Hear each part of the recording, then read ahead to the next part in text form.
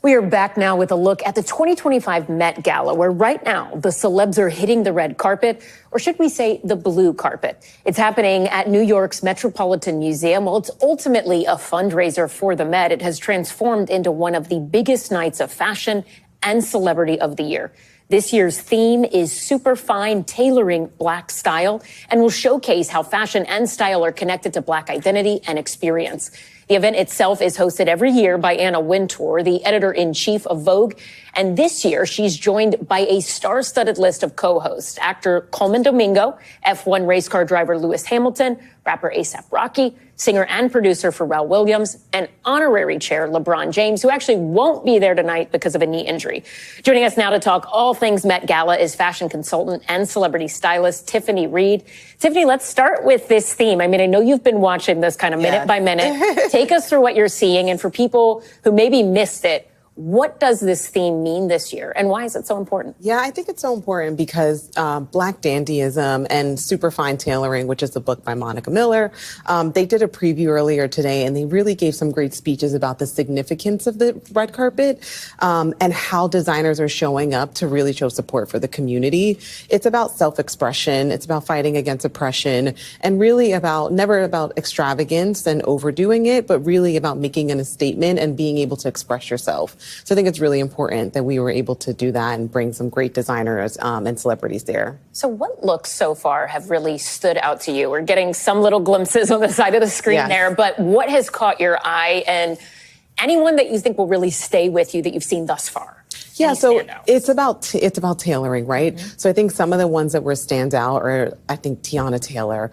She started it with the Marc Jacobs custom and in collaboration with Ruth Carter. Ruth Carter is an amazing costume designer who's worked really closely on some historical Black films that really have created the culture. So I think leading with that as a red carpet was really amazing. And then just to get into some of them that are on the chair, Coleman Domingo is wearing Valentino, Pharrell's in Vuitton. I mean, those looks are really strong. And what I love is that women on the red carpet are really bracing the suiting and the tailoring. So it's expected for the men, but I think so many suiting on the women is really great, and just new interpretations of it.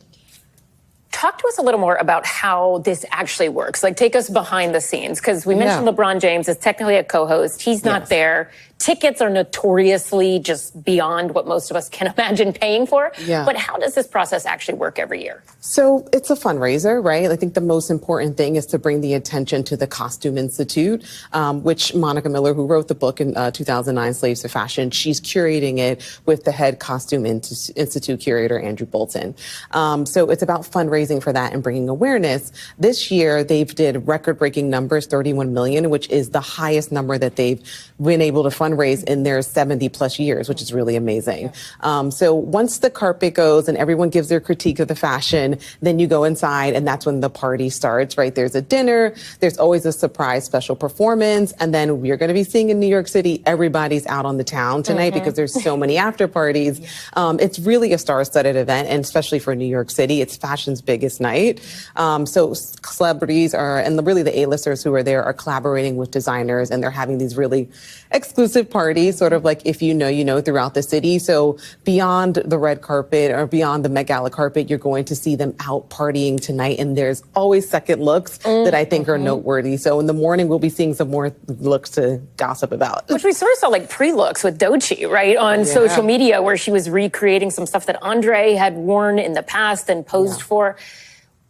Talk to us about kind of the rumor that I'm hearing that Rihanna is maybe there and maybe very clearly pregnant. What is happening? Is Rihanna having another baby? Yes, she was out there with the bump. I mean, I'm not confirming it, but I saw what I saw. But I think it was also really interesting because it really started this weekend. There was a really beautiful hair show, Black Hair Reimagined, and that was Friday. And then there was a Bon party on Saturday. And then on Monday, now we're seeing them getting ready at the hotel, and we see Rihanna with her bump, and there's all these exclusives dropping and dwindling into when we get to the Met. And then afterwards, there's these after parties. So it's really a week-long celebration now that this has blown up into. Okay, I'm told I'm supposed to ask you about Stevie Wonder. Oh, I know. Stevie Wonder's supposed to be coming. Oh, he's Okay, so okay.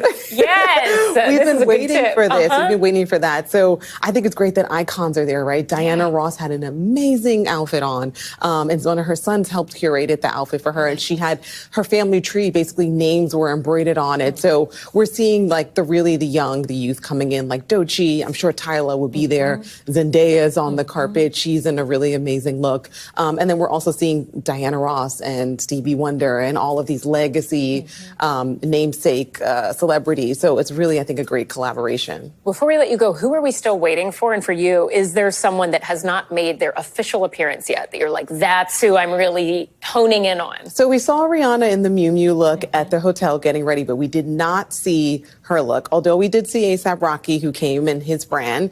So we did see him a little bit earlier, but she has not showed up yet. And that is who I'm waiting to see. Okay. Because sometimes there's like more that happens once they get to the red carpet, right? Like we've seen. Yeah, I mean, Coleman Domingo first had a cape, which was the Andre Leon Talley, like sort of honoring him. And then he revealed the cape. So even on the carpet, there's throwing out layers, like there's after party look. So really it's like I said, fashion's biggest night out. You never know what you're going to get. Do you think this will set the tone for sort of big fashion looks we see moving forward for the next year or two, a resurgence of some of these tailored looks? I think some of the over-exaggerated, over-the-top pieces is like sort of what we need. You know, whenever there's some stressful time, I think fashion always steps up and really gives you some escapism. And that's what I think the whole reason what dandyism is. It's like fighting against the oppression, being able to self-express, really able to self-express and really be able to show off, who you are.